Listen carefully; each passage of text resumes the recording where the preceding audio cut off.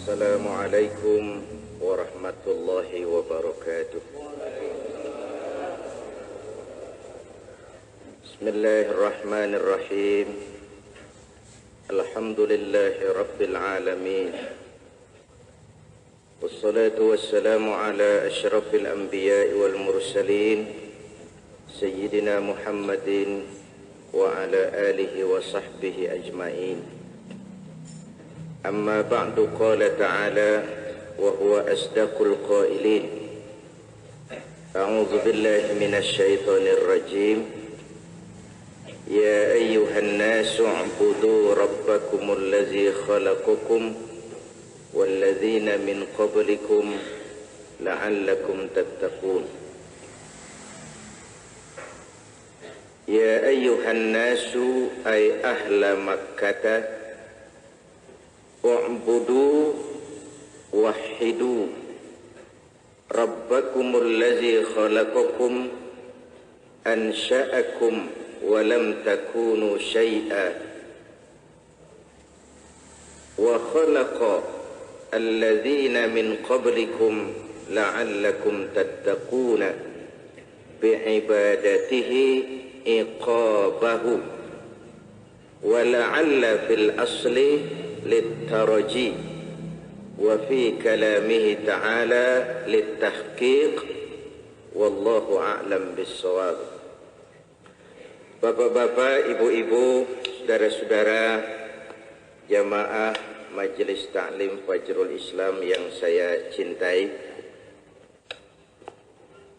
sore ini kita lanjutkan pengajian kita sampai kepada ayat ya ayyuhan nasu u'budu rabbakumul ladzi khalaqakum dan seterusnya. Ada beberapa butir masalah di dalam ayat ini. Pertama, kalimat nas, ya ayyuhan nas, wahai manusia. Yang kedua, kalimat u'budu yang diartikan dengan wahidu. Yang ketiga, khalaqakum, dan yang keempat, tattaqun. Empat hal ini akan kita bicarakan pada pertemuan kita sore ini. Kita mulai dengan kalimat ya ayyuhan nasu. Ya harfun nida, wahai manusia. Pada saat ayat ini diturunkan, mukhatabnya adalah mukhatab audiens. Orang-orang yang diajak bicara adalah penduduk Makkah. Sehingga Imam Jalalain mengartikan ya ayuhan nas ay ahla Makkata, wahai penduduk Mekah. Tuh, mukhatab pada saat ayat diturunkan memang ditujukan kepada penduduk Mekah. Tetapi dari kalimat ya ayyuhan nasu ini, saya ingin mengajak kita melihat secara lebih jauh. Wahai manusia. Kalimat yang dipakai di sini adalah kalimat umum. Perkara ya ahla Makkah itu adalah tafsir. Dan tafsir boleh saja berbeda. Tapi zahir kalimat yang dipakai adalah term general, kalimat umum. Wahai manusia. Manusia yang mana? Tentu yang mana saja asal merasa manusia. Nah, ini mengandung pengertian bahwa sebagai muslim kita meyakini agama kita, agama Islam.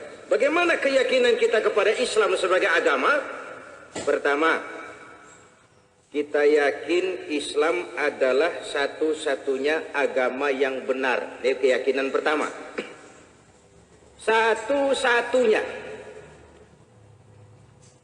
Bagaimana kalau orang berpendapat bahwa semua agama sama, semua agama baik, semua agama benar? Boleh, tapi jangan titik sampai di situ, koma doang. Semua agama baik, koma, bagi penganutnya masing-masing, titik.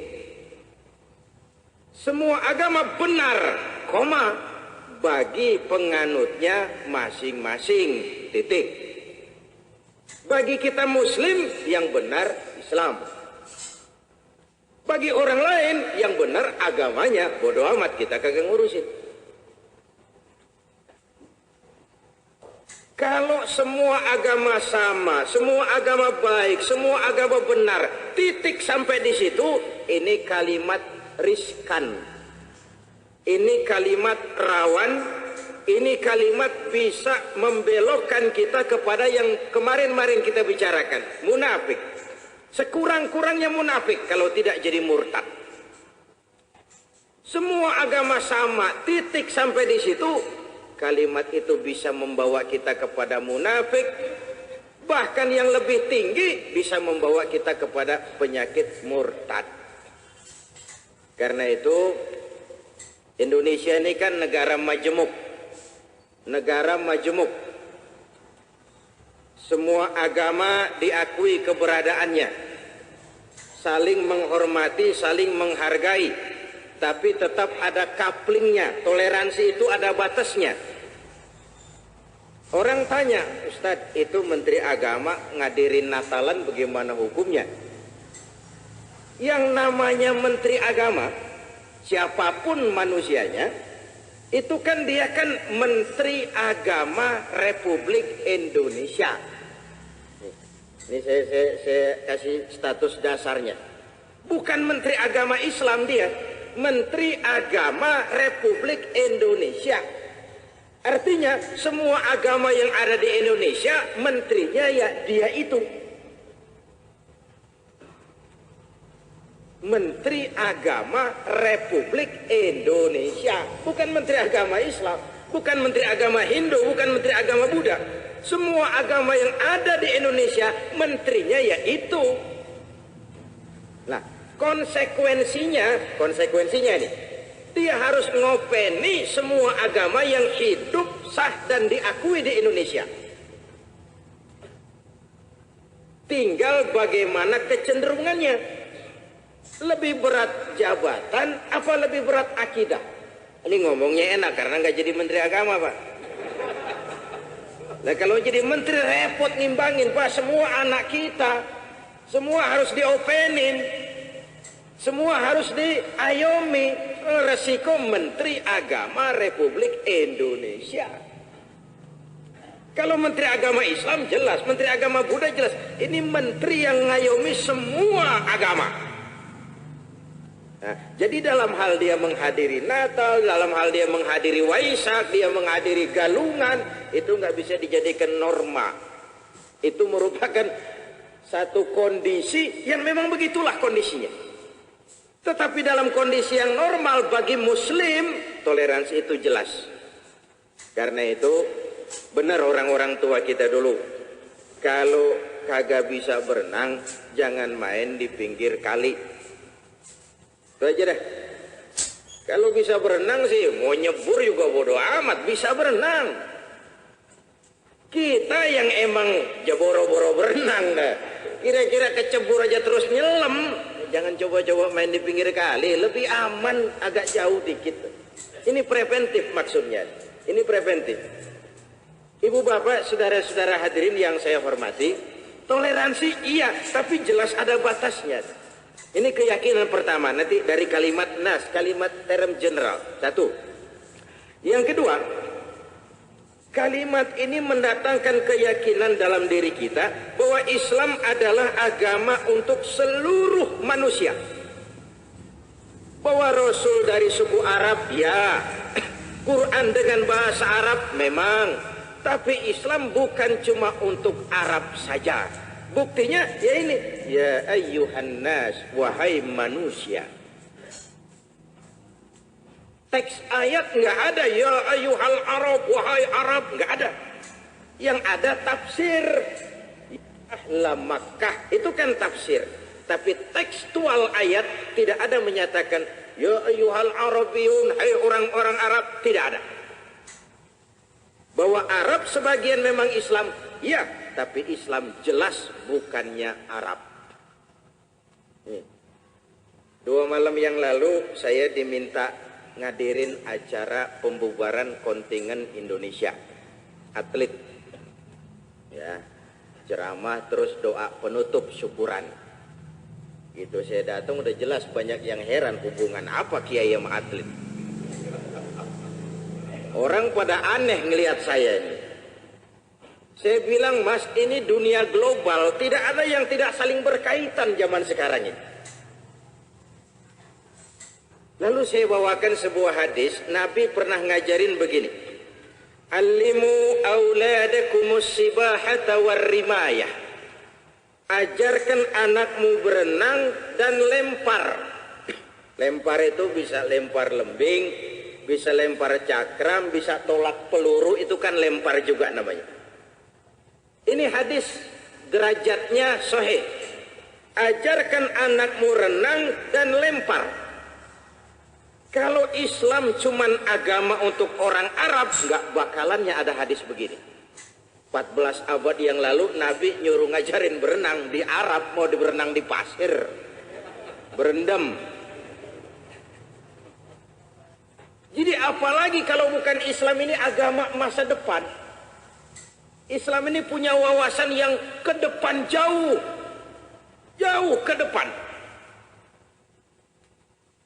Etos kerja dalam Islam, coba. Wa idza faraghta fansab. Bila selesai kamu kerjakan satu tugas, sing-singkan lengan bajumu, bersiaplah untuk tugas berikutnya. Jangan puas dengan prestasi yang sudah dicapai, itu cuma loncatan. Bahkan saya bilang nanti event 2 tahun mendatang saya game di Brunei, itu kesempatan untuk membuktikan bahwa Indonesia bukan juara kandang. Di kampung orang juga kita bisa juara. Fa idza faraghta fansab. Ibu bapak, saudara-saudara hadirin yang saya hormati, Islam agama untuk seluruh manusia. Mengikuti Islam bukan berarti mengikuti Arab, bukan. Islam ya Islam, Arab ya Arab. Bahwa Arab sebagian besar Islam memang, tapi Islam jelas bukannya Arab. Ini kalimat ya ayyuhan nas, wahai manusia. Kalau begitu Islam agama untuk seluruh manusia. Karena itu kita harus memilih mana yang sunnah, mana yang tradisi Arab. Yang kita perlukan itu kan mentradisikan agama, bukan mengagamakan tradisi. Agama kita jadikan tradisi, itu yang perlu, bukan tradisi dijadikan agama. Ini keyakinan yang kedua. Lalu yang ketiga, Islam adalah agama terakhir, dibawa oleh Rasul terakhir. Tidak ada agama sesudah Islam dan tidak ada Rasul sesudah Muhammad Sallallahu Alaihi Wasallam. Ini keyakinan. Ini nggak bisa digoyah-goyah. Agama apapun yang timbul setelah Islam nggak ada urusan sama kita. Siapapun ngaku jadi nabi, ngaku jadi Rasul, jenggotnya lebat, kumisnya baplang, sorbannya lebar, jubahnya kayak gulungan ban truk, ayat Qur'annya kayak hujan, hadisnya kayak gerimis. Kalau ngaku jadi nabi, ngaku jadi Rasul, kita wajib untuk tidak percaya. Ini keyakinan. Wajib untuk tidak percaya. Ini kecenderungan dunia global ini kan kadang-kadang kalau dengar yang namanya orang pinter, udah kayaknya apa aja udah diserahin. Udah orang pinter tahu yang orang lain kagak tahu. Ibu bapak, saudara-saudara, lalu keyakinan yang keempat, Islam sebagai agama yang kita yakini merupakan batas apakah seseorang mungkin diampuni atau tidak. Itu batasnya Islam. Dalam Islam, dalam kemungkinan, saya bilang dalam kemungkinan mendapat ampunan. Di luar Islam, di luar kemungkinan mendapat ampunan. Kenapa? Karena batas Islam dengan di luarnya adalah tauhid. Ini sebenarnya sudah mengarah kepada kalimat u'budu, tapi detik u'budu saya jelaskan sendiri. Dalam satu ayat Allah menjelaskan Allah akan mengampuni, Allah tidak akan mengampuni dosa orang yang menyekutukannya dengan sesuatu. Tapi Allah mau mengampuni dosa yang selain itu bagi yang dikehendakinya. Menyekutukan Allah itu di luar Islam. Itu di luar jaminan ampun. Mengesahkan Allah, tauhid, dalam Islam, dalam kemungkinan mendapat ampunan. Kenapa kemungkinan? Karena ayatnya diakhiri dengan lima yasha, bagi yang dikehendaki Allah. Nah, jadi kata Nabi begini, siapa yang di akhir hayatnya ucapannya adalah la ilaha illallah Muhammadur Rasulullah, maka orang itu akan masuk surga. Sahabat heran, enteng benar ya Rasul? Iya. Walaupun itu orang mencuri, walaupun itu orang mencuri, kata Nabi. Walaupun orang itu berzina, walaupun orang itu berzina. Kalau dia sudah syahadat, dia yakin dengan kebenaran kalimat itu sampai tetes darah paling akhir, orang itu surga. Gampang kan? Gampang kan? Ini perkara surga. Tapi kapan masuknya, itu urusan lain. Ini kan nggak cerita masuknya kapan, pokoknya surga. Masuknya kapan, nah itu soal lain. Soal lain, saudara-saudara. Sebab berdasarkan riwayat-riwayat itu, orang itu kan nanti di akhirat ada yang langsung nggak pakai dihisab lagi. Ada nih kelas VIP nih, kelas VIP nggak pakai dihisab lagi dia. Ada yang dihisab tapi formalitas aja. Kenapa? Udah jelas lebih banyak kebaikannya daripada kejahatannya. Dihisab juga tapi formalitas. Ada yang dihisab juga teliti betul. Teliti betul. Kenapa? Ini golongan jelimet. Jelimet perlu diteliti betul. Ibu bapak, saudara-saudara hadirin yang saya hormati, karena itu iman merupakan batas. Apakah seseorang mungkin diampuni dosanya atau tidak? Batasnya itu iman. Dalam iman, dalam Islam, dalam kemungkinan mendapat ampunan. Karena itu saya sering katakan, inilah intan paling mahal, inilah mutiara yang paling berharga. Nilai-nilai iman. Ini kapstok dari amal kita. Kalau iman keyakinan benar, amal kita ada manfaatnya, ada kapstoknya tempat dia nyangkut. Tapi kalau iman salah, keyakinan tidak benar, amal kita nggak ada tempat nyangkutnya, nggak ada kapstoknya. Ibu bapak, saudara-saudara hadirin yang saya hormati, ini keyakinan dari kalimat ya ayyuhan nasu, wahai manusia. Ketika ayat ini turun, mukhatabnya adalah ya ahla Makkah. Benar Imam Jalalain. Tapi kemudian kita melihat ini isyarat bahwa Islam adalah agama untuk seluruh manusia. Walaupun turun di negeri Arab, Quran dengan bahasa Arab, tapi tidak hanya untuk orang Arab saja. Ini kalimat ya ayyuhan nas. Yang kedua kalimat u'budu, ay wahidu. U'budu, sembahlah Tuhanmu. Bimakna wahidu, esakan Tuhanmu. Nah, ini apa bedanya kok dari ibadah kok ke tauhid? Begini, ibu bapak, saudara-saudara, kalau kita yakin bahwa cuma Allah sajalah tempat kita menyembah, tidak menyekutukan Allah dalam peribadatan, itu yang disebut tauhid rububiyah namanya. Tauhid rububiyah. Kita tidak menyembah kecuali hanya kepada Allah. Kita tidak minta tolong kecuali hanya kepada Allah. Kita tidak melarikan persoalan kecuali hanya kepada Allah. Kita tidak akan pernah takut kecuali hanya kepada Allah. Itu yang disebut tauhid rububiyah. Keyakinan tauhid yang diterjemahkan lewat ibadah dan sikap hidup. Nah, kalau keyakinan yang berbentuk akidah, la ilaha illallah, tidak ada Tuhan selain Allah, itu yang disebut tauhid uluhiyah namanya.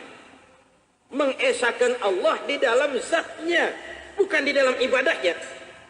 Kalau di dalam ibadahnya, itu yang kita sebut tauhid rububiyah. Nah, jadi kenapa Imam Jalalain lebih cenderung mengartikan u'budu dengan wahidu, meluruskan tauhid rububiyah. Hendaknya cuma Allah saja yang engkau sembah. Jangan menyembah yang selain Allah. Tauhid dalam ibadah. Ini kalimat menyangkut urusan ibadah, ibu bapak, saudara-saudara. Tujuan penciptaan manusia ini kan wa ma khalaqtul jinna wal insa illa liya'budun. Aku tidak ciptakan jin dan manusia melainkan untuk menyembah kepadaku.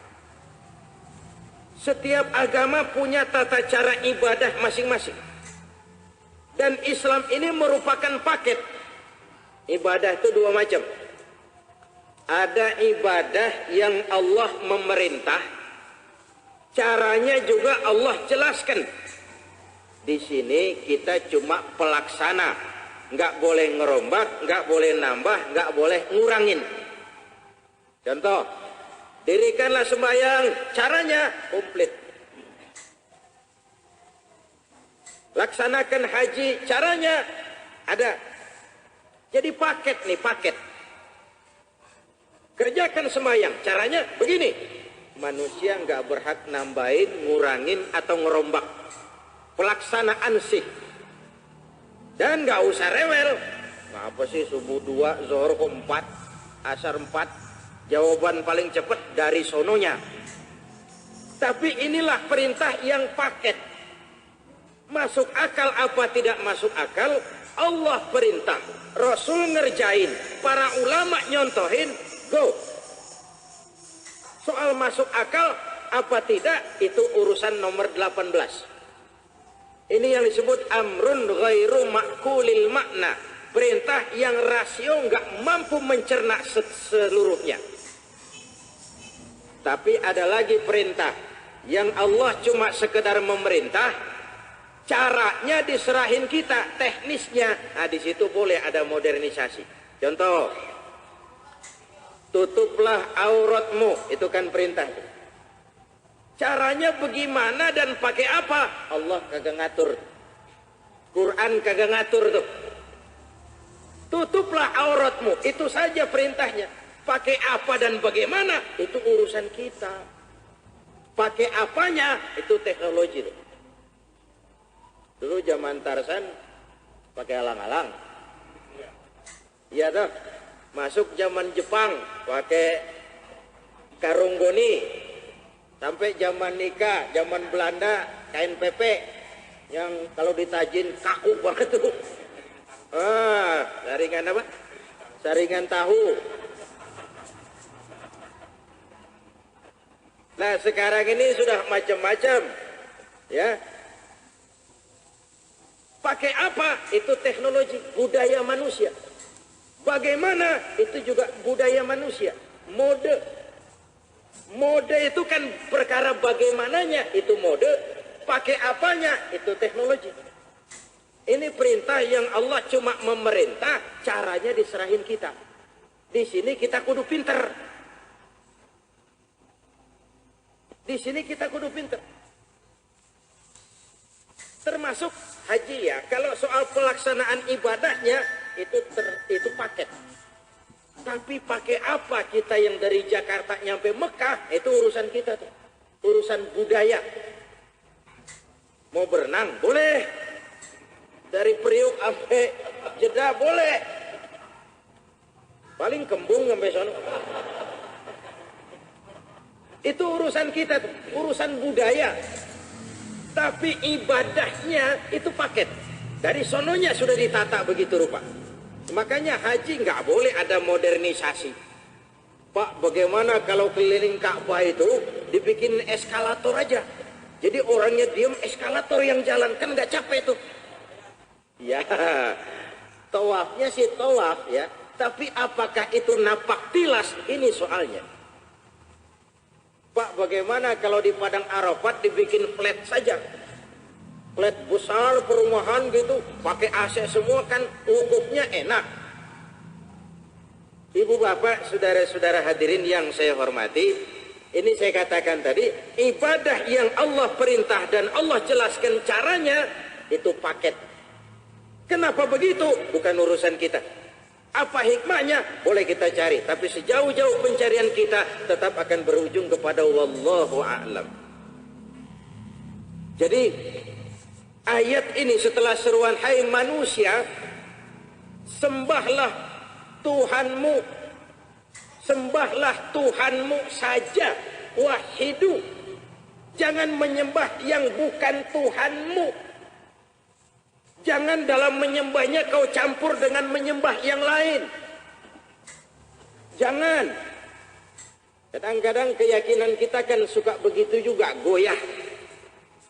Satu sisi tahajud sih tahajud, tapi rasanya kurang mantap kalau belum ketemu mbah. Ini tahajud kita kawinin sama mbah, ini belum wahidu. Ibadahnya sudah, tapi wahidunya belum. Ini maksud kenapa? Oh, budu pakai wahidu. Kok ada rasa kurang marem kalau belum ketemu mbah? Nah, rasa kurang marem itu kan menunjukkan tidak adanya nilai wahidu. Menyembah hanya kepada Allah saja. Tidak kepada yang lain. Tidak kepada yang lain. Wahidu, u'budu bimakna wahidu. Ibu bapak, saudara-saudara hadirin yang saya hormati, ibadah itu ada dua dalam bentuknya ya. Ada ibadah ritual, ada ibadah sosial. Ibadah ritual disebut ibadah mahdhah, ibadah langsung antara kita dengan Allah. Adapun ibadah sosial kepada Allah juga cuman lewat saluran kehidupan bermasyarakat.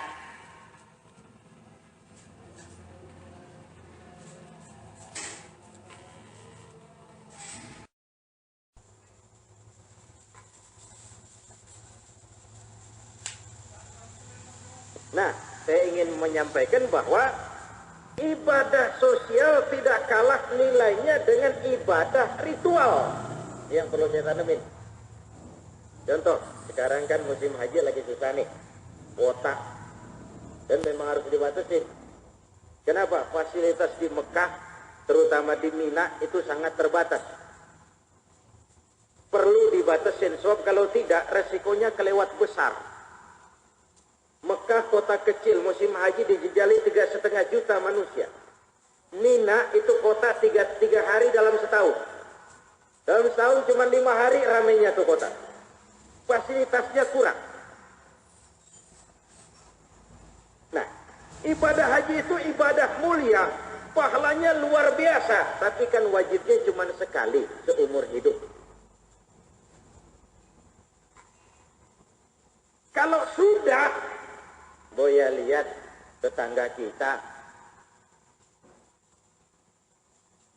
7 kali kita pergi haji, itu mati juga nggak bakal ditulis di atas batu nisan Fulan bin Fulan haji 7 kali, enggak.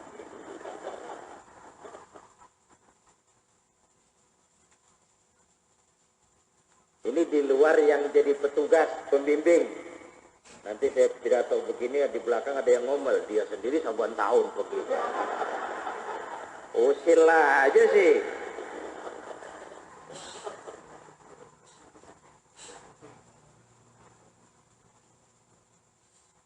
Ya, selain diajak, membimbing jamaah.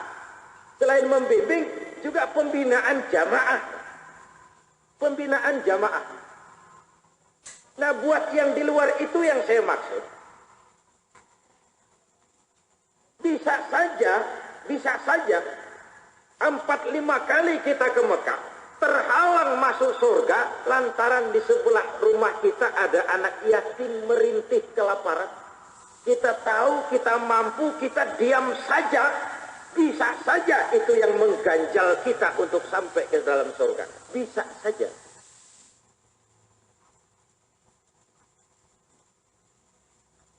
Ibu bapak, saudara-saudara hadirin, berbagai riwayat menjelaskan ini. Ada nenek-nenek tua ngasih air sama anjing kehausan, nyampe surga tuh nenek.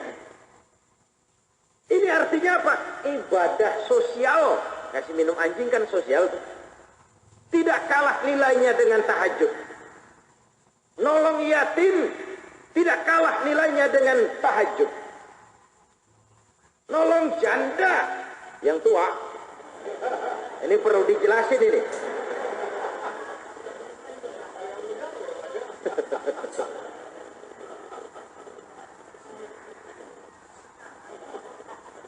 Ya tergantung niatnya.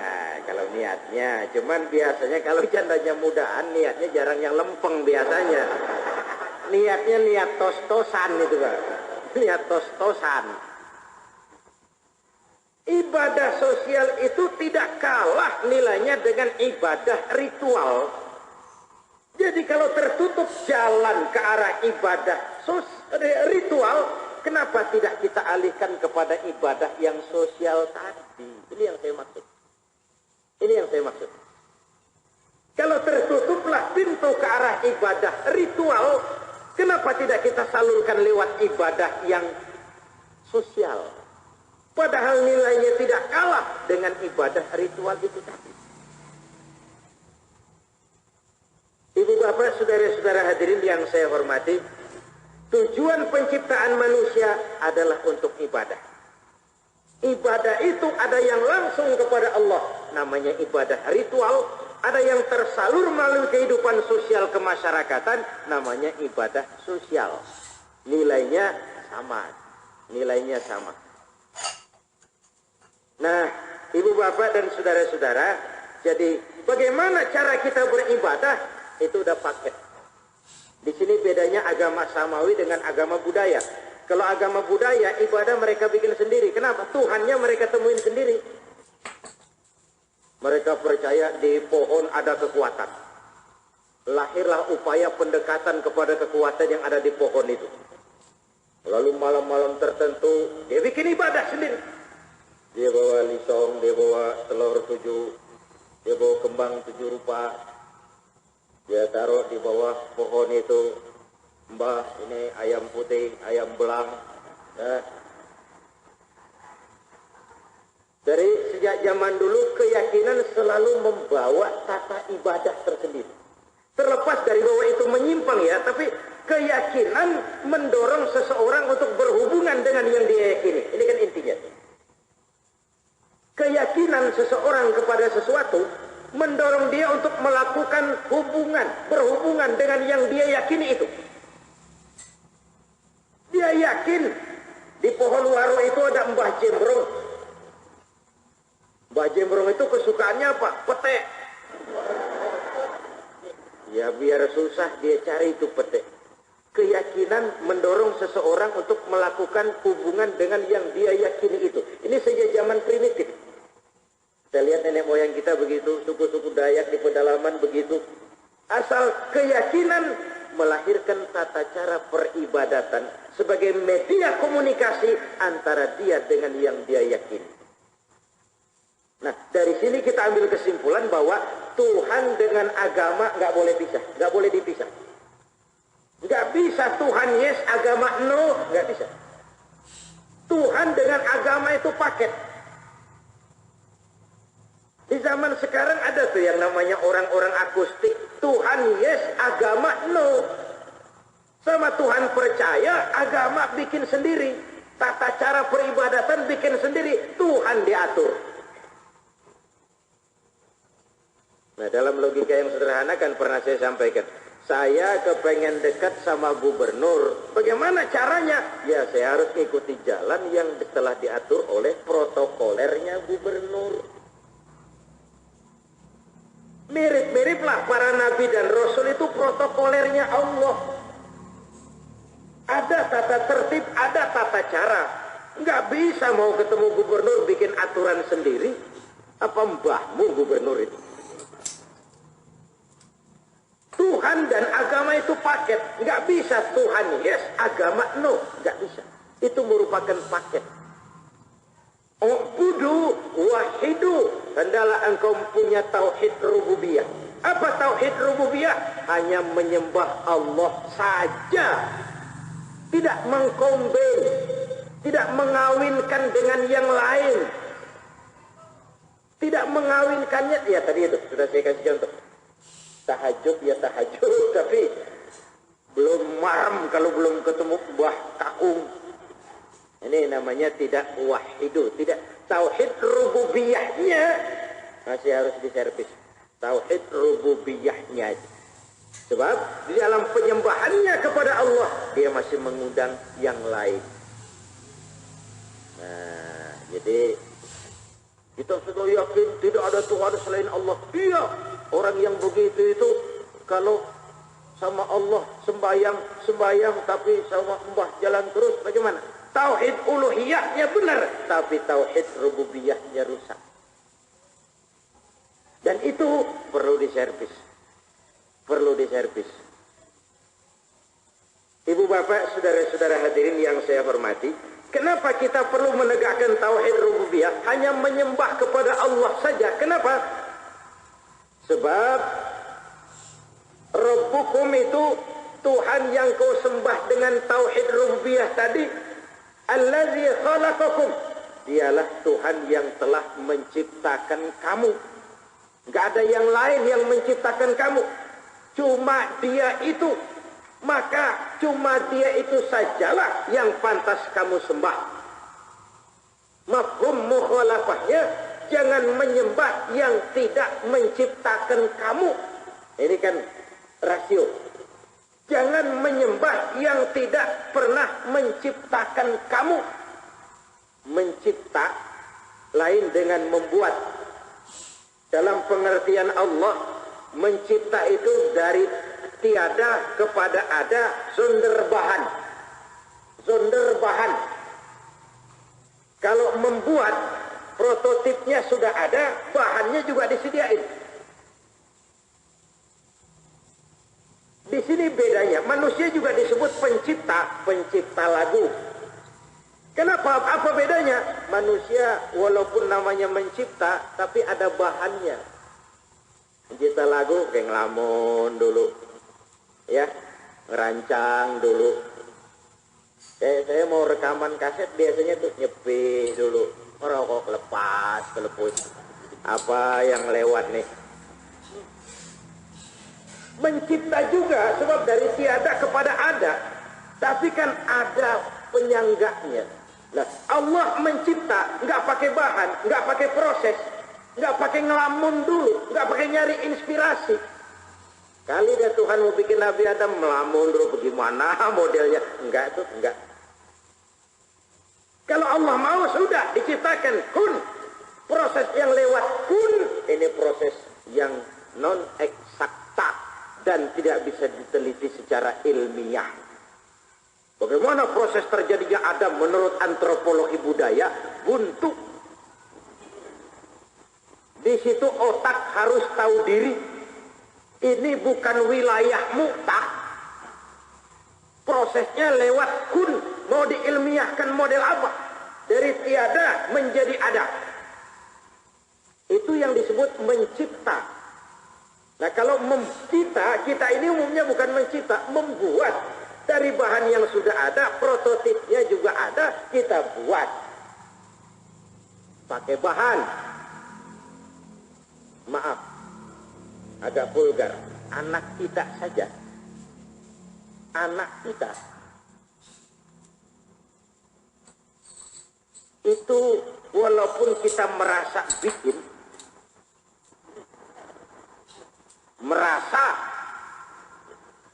emang bener. Walaupun kita merasa bikin. Tetapi kan coba bayangin dengan kalau kita bikin bangku.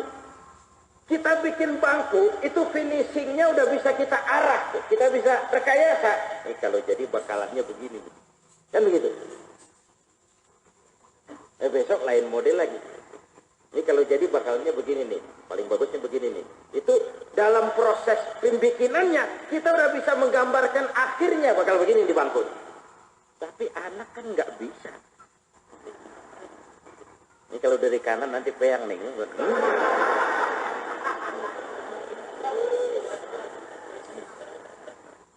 Itu yang dekat loh. Yang kita merasa kita bikin. Tapi finishingnya bagaimana kita nyerah. Hasil akhirnya bagaimana kita nggak bisa rekayasa. Anak kita bakal keluar kulit putih apa hitam kelem. Kita juga nggak ngerti. Ya bikin aja emang dari dulunya begitu. Ini sesuatu yang ada prosesnya tapi hasil akhirnya kita nyerah juga. Hasil akhirnya kita nyerah juga. Itu yang real, itu yang dekat, itu yang bisa kita rasakan denyutnya. Entok hasil akhirnya kita masih ya, terserah Tuhan aja deh bagaimana. Nah, Ibu bapak saudara-saudara hadirin yang saya hormati, Allah mencipta kita. Bukan yang lain yang menciptakan kita, Allah. Cuma Dia. Karena itu pantas cuma Dia juga yang kita sembah. U'budu wahidu rabbakumul ladzi khalaqakum. Jangan menyembah Tuhan yang tidak pernah bikin kamu. Cuma Tuhan yang bikin kamu saja yang harus kamu sembah. Kira-kira bahasa langsungnya begitu. Ngapain sih nyembah yang kagak pernah bikin kamu? Bodoh amat caranya itu, cara kasarnya gitu. Yang harus kau sembah itu yang bikin kamu dong. Yang nggak bikin kamu yang nggak usah disembah dong. Ibu bapak, saudara-saudara hadirin yang saya hormati, saya pernah ungkapkan di pengajian kita ini bahwa berhala-berhala gaya baru, berhala-berhala zaman kini sering gentayangan di sekitar kita.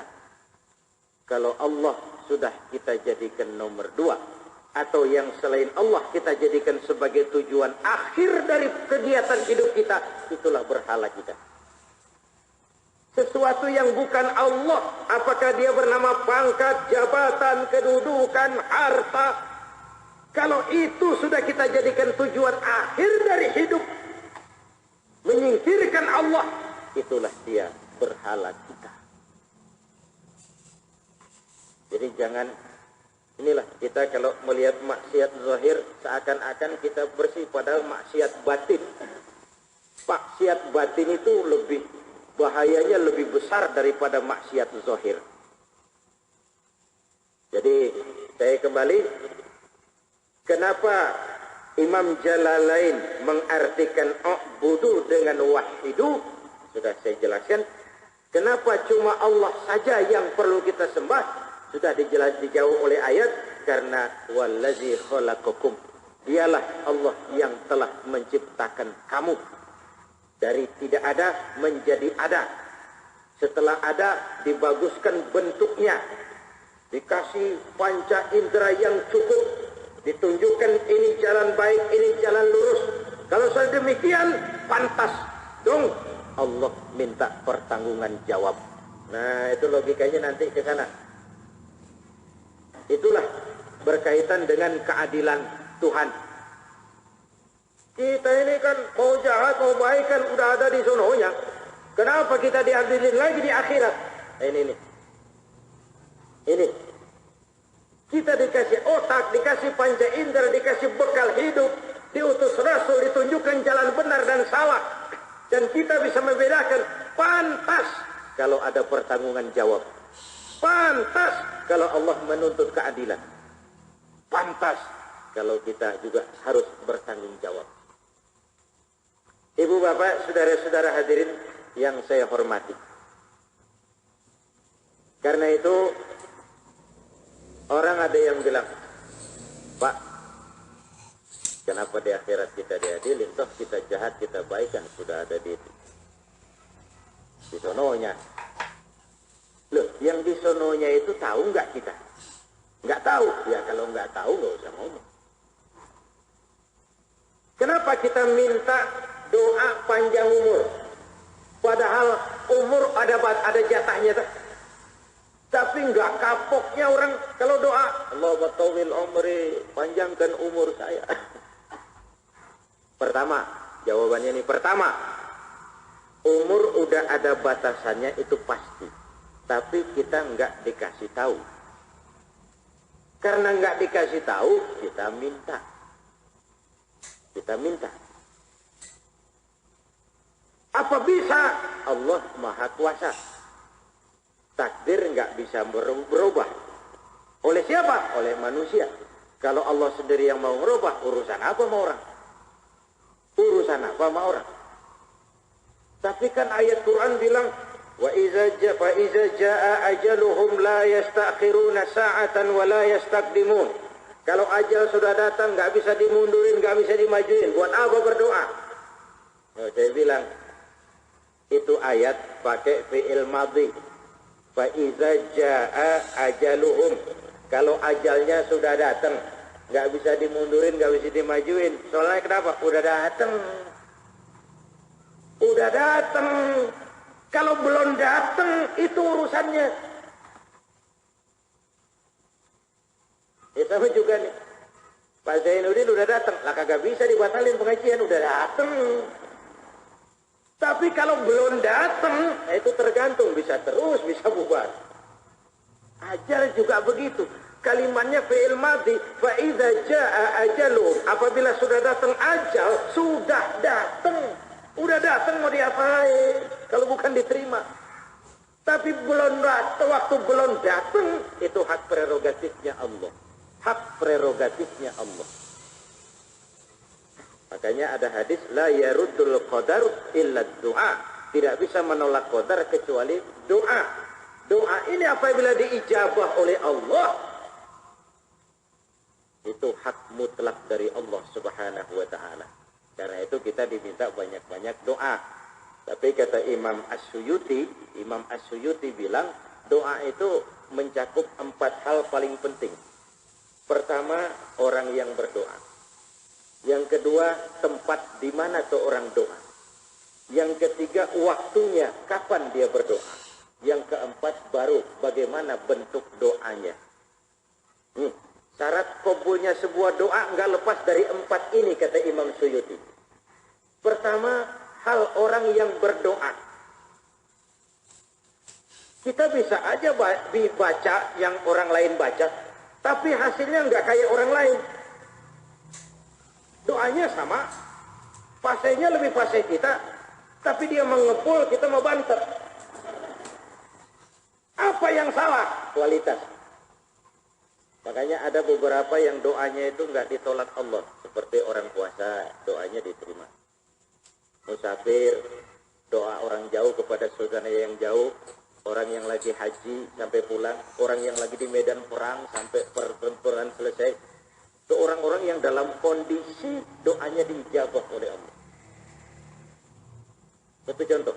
Abdurrahman bin Auf pernah minta kepada Nabi diajarkan doa. Ya Rasul, ajarkan saya satu doa yang kalau saya minta Tuhan nggak pakai tempo, langsung spontan. Apa jawab Nabi? Sederhana. Ya Abdurrahman, isi perutmu dengan barang halal, diijabah doamu. Tuh, makanan kita kok ada kaitannya sama doa. Nah kalau perut diisinya haram melulu, bagaimana doa itu mau naik? Berat ya, digandolin sama dosa.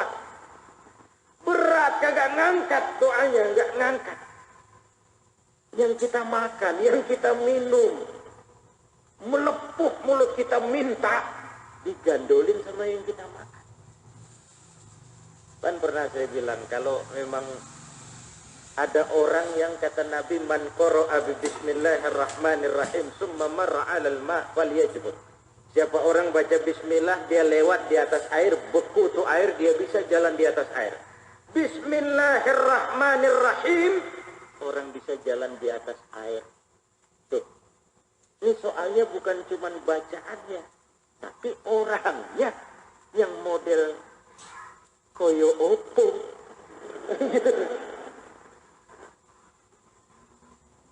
Lah kayak kita kelem, bobot kita ini berat oleh lapisan dosa kita. Ini menyangkut hal orang yang berdoa. Yang kedua, tempat. Ada tempat-tempat istimewa, tempat-tempat mustajabah. Ya, di Mekah sana misalnya, di Multazam, Hijr Ismail, Maqam Ibrahim, Zamzam, Uhud, Raudhah dan sebagainya. Di negeri kita, doa di mihrab sama di rumah lain. Di sini insya Allah lebih cepat diijabah. Kenapa? Di sini orang sujud melulu. Kalau di rumah kita ada yang buang air kecil, ada yang segala macam. Tempat itu juga menentukan. Yang ketiga, waktu dia berdoa itu, kapannya itu, when-nya itu. Sepertiga malam yang akhir, itu waktu-waktu yang paten. Antara azan dan qomat, paten. Waktu hujan turun, paten. Angin bertiup, petir menyambar, paten. Ibu bapak, saudara-saudara, waktu. Malam Jumat berdoa, lain sama malam Minggu. Lain. Waktunya itu. Yang keempat, baru doanya yang dibaca tuh doanya dia bikin sendiri. Doa bener apa doa-doaan? Yang doa terbagus yang diajarkan Quran, Rabbana hablana dan Rabbana atina dan seterusnya. Yang kedua yang diajarkan baginda Rasul. Yang ketiga yang diijazahkan oleh para ulama, guru-guru dan orang yang kita yakini kredibilitas kepribadiannya. Yang keempat baru dah supaya mantap doa sendiri. Tapi tetap diawali dengan etika dan adab-adab doa yang kita akan bicarakan pada waktu tertentu nanti. Jadi ibu bapak, saudara-saudara, sudah isya baru sampai U'budu rabbakumul ladzi khalaqakum. Kita lanjutkan insyaallah Sabtu depan, wallazina min qablikum la'allakum tattaqun. Wallahu a'lam bissawab.